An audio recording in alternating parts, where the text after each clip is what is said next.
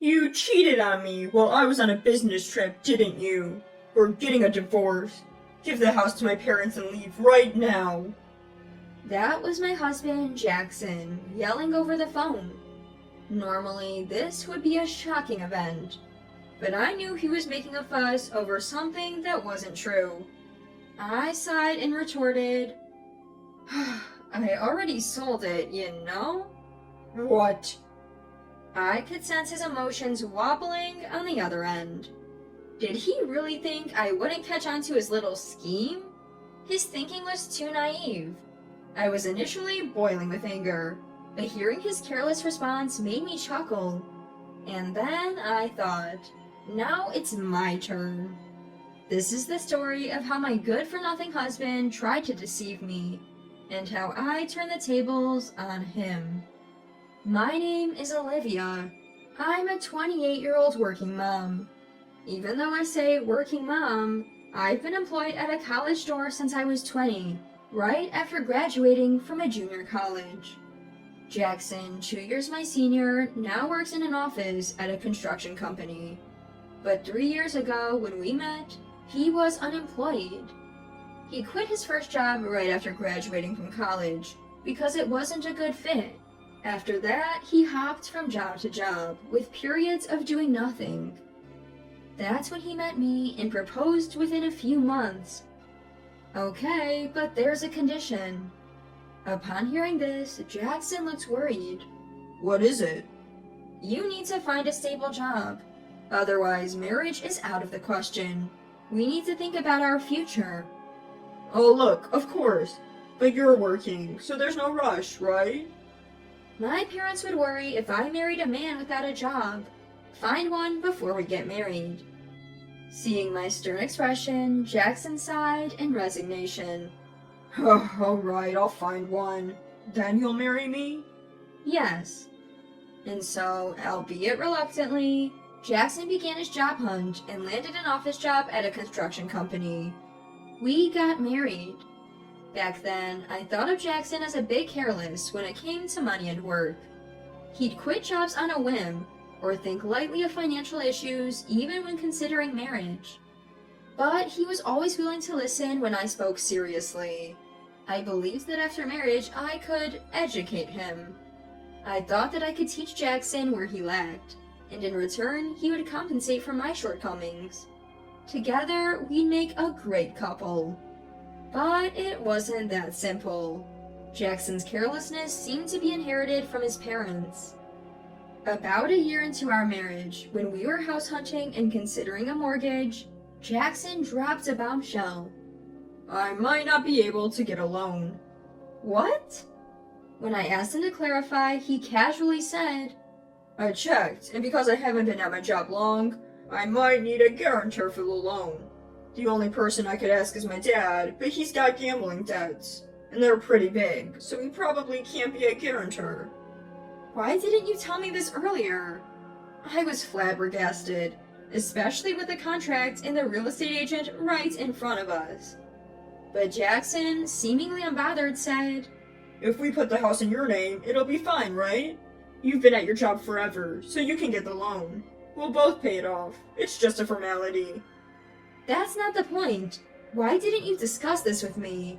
This is a big deal for me too. I'm not even prepared with the paperwork. He did apologize, hands clasped in a gesture of regret, but his demeanor lacked sincerity. I wanted to argue, but considering the already prepared contract and the agent present, I thought it best not to escalate the situation. Reluctantly, I hurriedly prepared the necessary documents, like my income statement, for the loan application.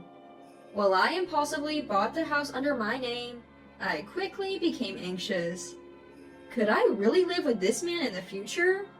Maybe I should have just said, then we won't buy it, instead of rushing to prepare the documents.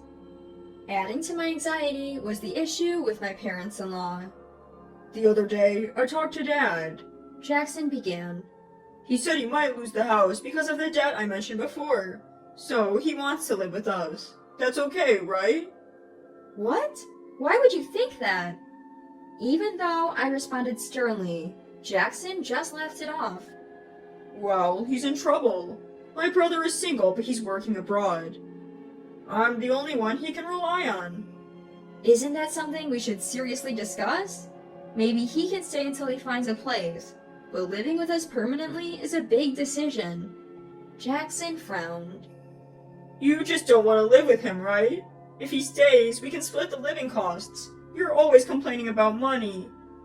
You mean the money you never contribute? You said we'd split the mortgage, but it's only being deducted from my salary. You haven't given me your share. Married couples share their money. It's not just your money, it's ours. It's just being deducted from your account because the house is in your name. Stop being so selfish. I raised my voice, and Jackson just said, I hate talking about money, and left the room. Such arguments became frequent. Each time, Jackson would dismiss my concerns and eventually walk away. Nothing was resolved. However, Jackson wasn't completely inactive regarding his family's issues. Due to his job in construction site administration, he had many contracts in real estate. He frequently consulted a particular agency about selling his family home for the best price and the steps involved. I've been thinking about selling the house for a good price, but how can I get the best deal? If I decide to sell in the future, what should I do? I've heard this topic discussed over and over. It was a relief to realize that I wasn't the only one pondering this. But the idea of living with us after selling the house, as if it's a given, always worried me. Jackson started meeting with real estate agencies and my parents-in-law without me, and he began spending more weekends away from home. Then Jackson had to go on a business trip for several months. He had to stay near the construction site because it was far away until the building was completed. I didn't realize it then, but our tug-of-war had already begun. A few days after Jackson left for his trip, I went out for tea after shopping. Hello there. The man who greeted me looked familiar. Recalling past memories, I remembered him as someone Jackson once brought home. He worked at a real estate company Jackson dealt with, a young employee named Samuel. Jackson mentioned he was a newbie, having been with the company for less than a year. Oh, hello. You visited our house before, right? Yes, I'm sorry for dropping by unannounced and even having a meal. My apologies. No worries, I should have been more hospitable. We ended up having tea together. Samuel was very friendly and seemed more sensible than Jackson, despite his youth. We chatted over tea and soon parted ways. At that moment, I couldn't believe it. I couldn't believe that this brief encounter would later be labeled as cheating. That moment came when Jackson accused me. You cheated on me while I was away, didn't you? We're getting a divorce. Give that house to my parents and leave now. The first thing that crossed my mind was that the rumors were true. Jackson had spread the story that I was cheating, aiming for a divorce. The one who informed me about this was none other than Samuel, the man Jackson falsely labeled as my affair. He visited my house the day after our tea. I'm sorry for the sudden visit. About yesterday, Jackson asked me to get close to you. What? I was shocked and confused. I invited him in and listened to his story. Jackson wanted to frame me for cheating to get a divorce. He asked Samuel to fabricate evidence. There were two reasons Jackson wanted a divorce. First, to take the house from me. Worried about my parents-in-law's house, Jackson thought it would be easiest to live there with his parents. But I opposed living together, so he planned to kick me out and claim the house. The second reason was his own affair. While claiming to discuss things with my parents-in-law, he spent weekends with his mistress. He was so infatuated with her that he saw me, his wife, as an obstacle. By framing me for cheating, he thought he could also get compensation in a divorce settlement. I always thought Jackson wasn't the sharpest tool in the shed, but he sure was cunning in the worst ways. Despicable! As I muttered, Samuel apologized. But I never intended to help Jackson. I didn't want to be used for such a terrible scheme. So I pretended to cooperate, planning to turn the tables on him. Samuel then offered various advice, leveraging his real estate knowledge. Finally, he suggested. You should sell the house while Jackson is away on his trip. When Jackson heard the words, "I sold it," all he could muster was a confused, "What?" He seemed at a loss for words. I decided to twist the knife further. I heard everything from Samuel. He even recorded you were trying to make it look like I was cheating on you with him. If we divorce now, I can claim alimony in court. Jackson just kept repeating, "What? What?" But I had another ace up my sleeve. You might not have noticed, but Samuel isn't just any new employee.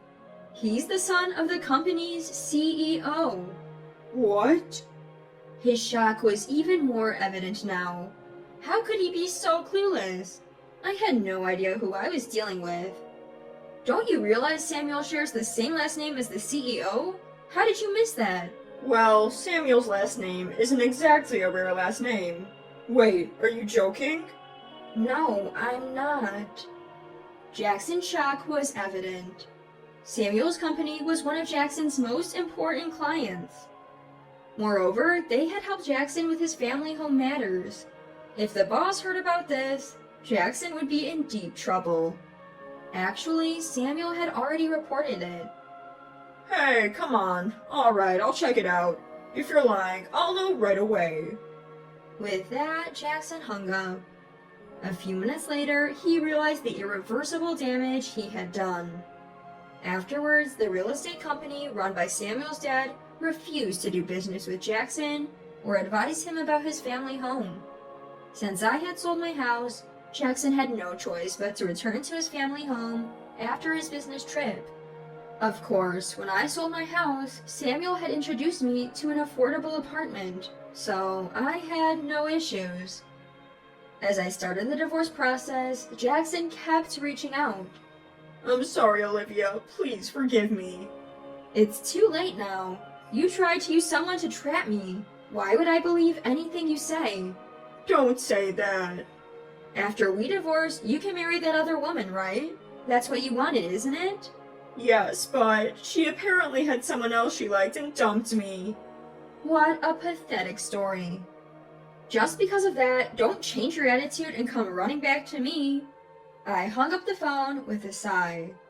I hadn't told him where I currently lived to keep him away, but he kept calling non-stop. Every time he'd beg, "Don't leave me, help me, I'll be a good husband." And I was fed up with his empty promises. Once the divorce is finalized, I can delete his number, block him on WhatsApp, and cut ties completely. To top it off, even my mother-in-law called pleading. Please, Olivia, we'll be in trouble without you. It's not me you wanted, it's the house, right? But there's no house anymore. We didn't just want the house, we're not that terrible. Come here and you'll see. You wanted the money, didn't you? That's not true, you're so mean. You tried to force me to live with you, and when I refused, Jackson tried to trap me to get compensation in the divorce. I can't trust someone like that. It's clear you're after the money. As I kept refusing, my father-in-law called and arrogantly said, "Isn't it your duty as a daughter-in-law to serve my wife a little?" Are you really saying that? Isn't all of this because of the debt you created? When I responded firmly, his voice on the phone became so loud it hurt my ears. You heartless woman, abandoning your mother-in-law in her time of need and blaming her? I'll kill you, you cruel woman! I hung up the phone and, with the recorded audio in hand, consulted my lawyer. It turned out that my father-in-law's words could be considered a threat, so I told Jackson I'd sue him if he didn't agree to the divorce. Panicking, Jackson had no choice but to consent to the divorce. Finally, I was able to sever ties with that outrageous family. After the divorce, Jackson lost trust at work and was hardly given any responsibilities. Moreover, since the debt issue wasn't resolved, he had to sell his family home at a low price. Now, he lives in a cheap apartment with his parents. His salary has decreased since he's not trusted with significant tasks. On top of that, he has to pay me alimony. He's struggling, having to support his parents in this situation. I heard all of this from Samuel. Yes, Samuel and I still keep in touch. He suggested I use my customer service skills from the clothing store where I used to work in his HR department. They had an opening and were looking for someone with strong communication skills. After much thought and consultation, I accepted the offer and switched to the real estate company. Samuel and I continued our close relationship, which eventually turned romantic. After dating for a year, we got married. I became the wife of the future company president. Jackson probably never imagined that the two people he tried to frame for an affair would end up getting married. My new family, including my in-laws, are wonderful people. I plan to build a beautiful life together with Samuel.